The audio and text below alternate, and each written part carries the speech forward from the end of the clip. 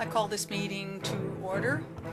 Section 2 of the Canada Investment Act, in the purpose section, states the purpose of this act is to provide for the review of significant investments in Canada by non-Canadians in a manner that encourages investment, economic growth and employment opportunities in Canada, and to provide for the review of investments in Canada by non-Canadians that could be injurious to national security. Further, the same act states in Section 25, and I quote, "If the minister has reasonable grounds to believe that an investment by a non-Canadian," minister means the Minister of Industry, "an investment by a non-Canadian could be injurious to national security, the minister may, within the prescribed period, send to the non-Canadian a notice that an order for the review of this investment may be made under that subsection." The Act further defines a state-owned enterprise as, quotes, "an entity that is controlled or influenced directly or indirectly by a government or agency." So how does this relate to contracting by the Royal Canadian Mounted Police of Sinclair Technologies of Aurora, Ontario, to provide the RCMP with radio frequency filters, winning a bid as the low-cost bidder by about $60,000 over a Quebec company? Because Sinclair Technology, formerly a Canadian-owned company, became a wholly owned subsidiary of Norsat International in 2011. Now, Norsat International was also a Canadian company, was founded and based in Richmond, BC, but Norsat was acquired by Hytera Communications Company in 2017. Hytera is headquartered in Shenzhen, China, and is partially owned by a People's Republic of China investment holding company, and is a major supplier of China's public security ministry. The acquisition of Sinclair's parent company, Norsat, by a company based in China with partial state ownership was not subject to a full and formal national security review by the Minister of Innovation, Science and Technology under his authority granted by the Investment Canada Act. Let's put this into perspective. This is a contract for anti-eavesdropping technology to be used by our police force that was awarded to a company whose owner is charged with 21 potential espionage crimes in the United States of America. I mean, it's almost something that you'd expect to be out of a spy novel, but characters in spy novels would never be that incompetent. The same year Norsat was acquired by Hytera, the Chinese People's National Congress passed the National Intelligence Law of 2017. That law compels all Chinese nationals at home and abroad to collaborate with agents of the Chinese state on request to further the Chinese state interests. Specifically, that law passed in 2017 in Article 7 states, "All organizations and citizens shall support, assist, and cooperate with the national intelligence efforts in accordance with the law and shall protect national intelligence work secrets they are aware of." Further, in Article 10, in that act, in that national intelligence law, it states, "As necessary for their work, national intelligence work institutions are to use necessary means, tactics, and channels to carry out intelligence efforts domestically and abroad." That means all Chinese headquarter businesses are an extension of the Communist Party of China's intelligence and espionage network as required by their domestic law. In February of this year, the United States Justice Department filed 21 charges against Hytera for stealing mobile radio telecommunications technology from Motorola. In November, President Joe Biden signed legislation to prevent Hytera and other Chinese companies such as Huawei Technologies that have been deemed security threats from receiving new equipment licenses from U.S. regulators. U.S. Public Safety and Homeland Security Bureau published a list of communications equipment and services that are deemed to pose unacceptable risk to the national security of the United States or the security and safety of United States persons. The U.S. FCC has listed video surveillance and telecommunications equipment produced by Hytera Communications Corporation used for the purpose of public safety, security of government facilities, physical security surveillance of critical infrastructure, and other national security purposes, including telecommunications or video surveillance services provided by such entity using such equipment from Hytera. It's banned in the United States. That's all public information. It took me about 5 minutes to figure this stuff out and find it. Yet the Liberal government did not use its authority under the Investment Act, Canada Act, to ban Hytera and its subsidiaries from bidding and receiving government contracts. Nor have the Liberals conducted a full and formal national security review of Hytera's ownership of these Canadian assets.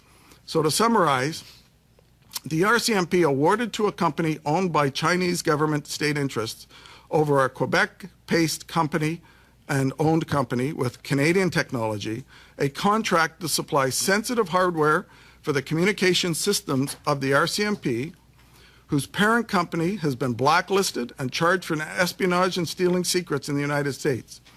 The Liberal Minister of Industry never conducted a formal national security review of the takeover of the company, the parent company of Sinclair and Norsat by the Chinese-based company Hytera.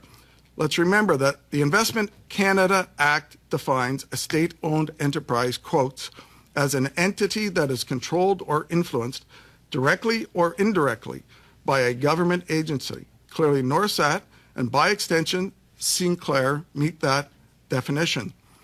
And also remember that the Act gives the Minister the power, and I would argue the responsibility, to seek a formal, full national security review of the takeover of a Canadian company by a state-owned enterprise, and in particular, companies based in the telecommunications industry in Canada.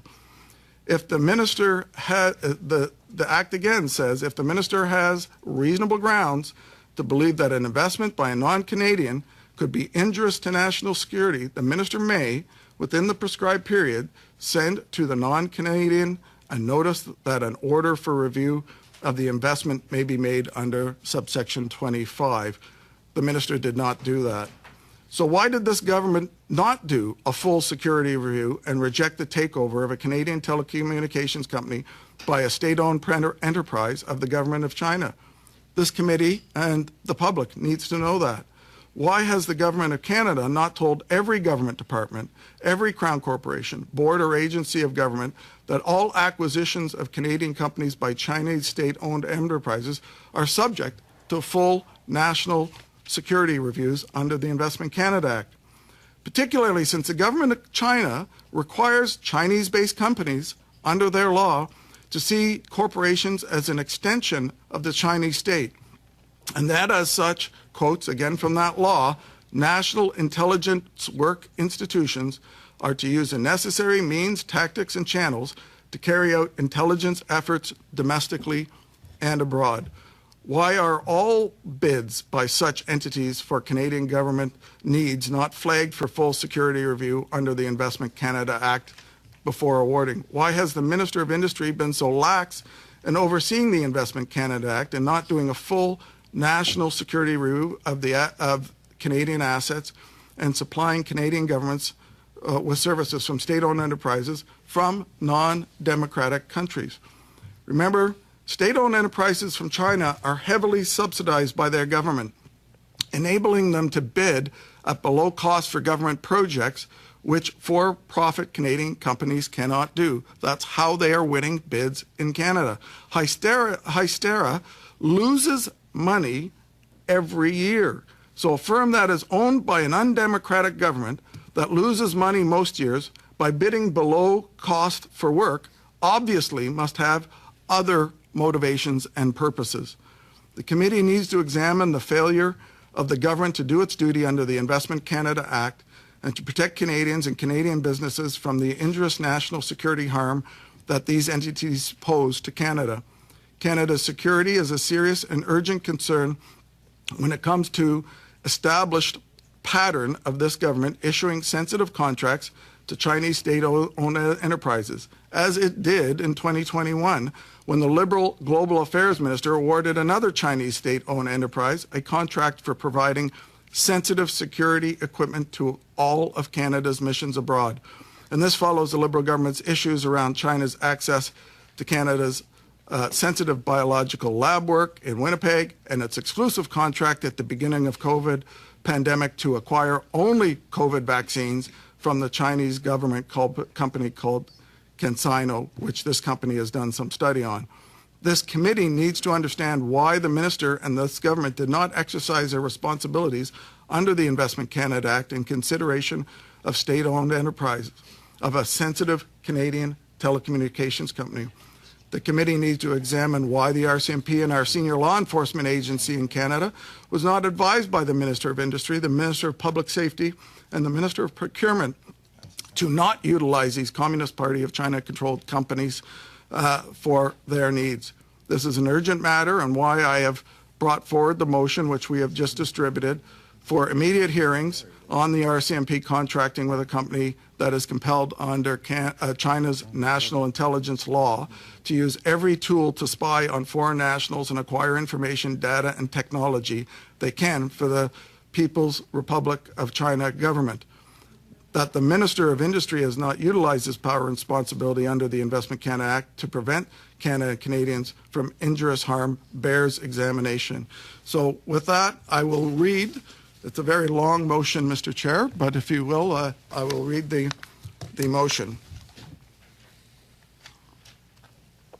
That this committee, pursuant to Standing Order 1082, undertake a study concerning the contract awarded to Sinclair Technologies, which is owned by Norsat International, a subsidiary of Chinese telecommunications firm Hytera, a partially state-owned enterprise, by the Communist Party of the People's Republic of China, to build and maintain a radio frequency filtering system for the Royal Canadian Mounted Police.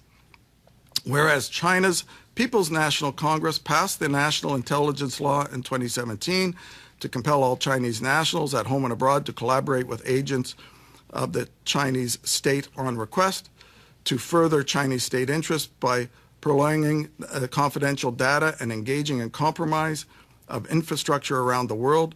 And whereas a Quebec firm with Canadian technology was not selected in the bidding process by the RCMP, and whereas the acquisition of Norsat by Hytera in 2017 did not undergo a full and complete national security review, and in Section 2 of the Canada Investment Act requiring the protection of Canada's national security was ignored by the government, and whereas the Canada Investment Act further defines state-owned enterprises as an entity that is controlled or influenced directly or indirectly by a government or agency, and whereas A, the committee hold the necessary number of meetings to examine in detail how the Canada Investment Act process failed national security, that this study is prioritized by the committee and the first meeting to take place Tuesday, December 13th and Wednesday, December 14th.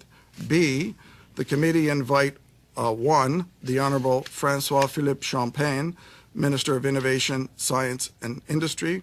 2, the Honourable Marco Mendocino, Minister of Public Safety. 3, the Honourable Helena Jacek, Minister of Public Services and Procurement. 4, the Honourable Carla Coltro, former Minister of Public Services and Procurement and Accessibility.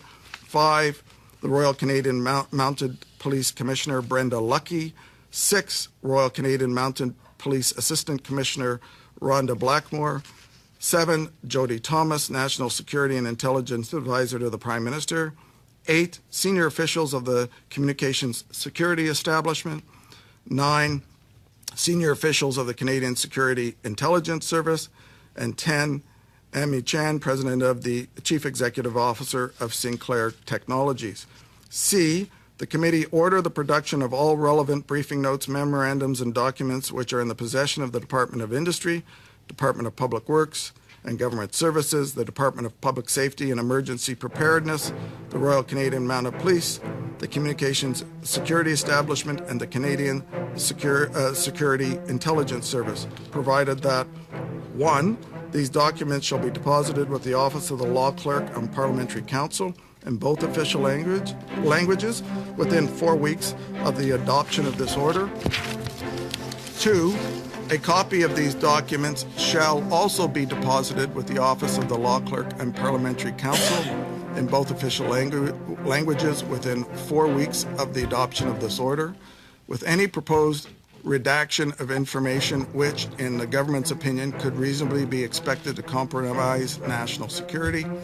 3, the Office of the Law Clerk and Parliamentary Counsel shall promptly thereafter notify the Chair whether it is satisfied that the requested documents were produced as ordered, and if not, the Chair shall be instructed to present forthwith, and on behalf of the committee, a report to the House outlining the material facts of the situation. 4, the Office of the Law Clerk and Parliamentary Counsel shall provide documents as redacted pursuant to subparagraph 2 to the clerk of the committee, who shall distribute them to members of the committee and publish them on the committee's website forthwith. 5, the Office of the Law Clerk and Parliamentary Counsel shall discuss with the committee at an in-camera meeting within 2 weeks of the redacted documents being distributed pursuant to subparagraph 4, whether they agree with the redactions proposed by the government pursuant to subparagraph 2. And 6, the committee may, after hearing from the Office of the Law Clerk and Parliamentary Counsel pursuant to subparagraph 5, accept the proposed redactions or reject some or all of the proposed redactions and request the production of those unredacted documents in the manner to be determined by the committee. Thank you, Mr. Chair.